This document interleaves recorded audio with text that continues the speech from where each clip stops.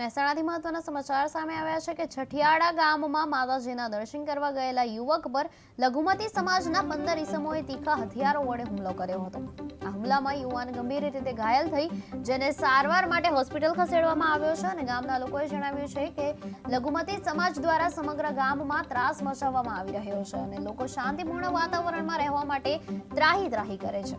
લોકોની માંગ છે કે હુમલાની યોગ્ય તપાસ કરવામાં આવે અને ન્યાય મળે। છોકરાને પાલોદા જતો તે વચમાં હુમલો કર્યો હતો। દર્શન કરવા જતો પાલોદા કોના દ્વારા મારવામાં મુસલમાને છોકરાએ માર્યો 10 થી 15 જણોને ને પાલોદા બન્યો તો નદીના કોઠે બાવળીઓ। આ મારનાર કોણ હતું? મુસલમાન હતા 10 થી 15 જણા। આજે આપણા સઠિયારા ગામમાં હિન્દુ ઠાકોર સમાજના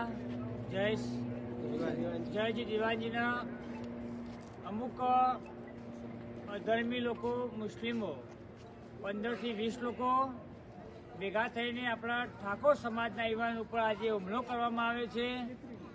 છેતરીને એકલતાનો લાભ લીધો છે એટલે અત્યારે લાશમાં દાખલ છે અને પાછું સિરિયસ છે।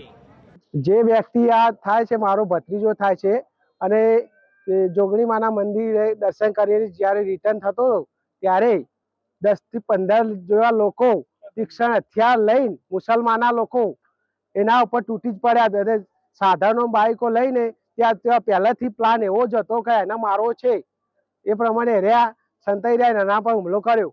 શા માટે મારવામાં આવ્યો? એ તો સાહેબ મને જાણ નથી, એની બાબત મને જાણ નથી, કારણ કે છોકરો પરિસ્થિતિ બહુ ગંભીર 99% એનું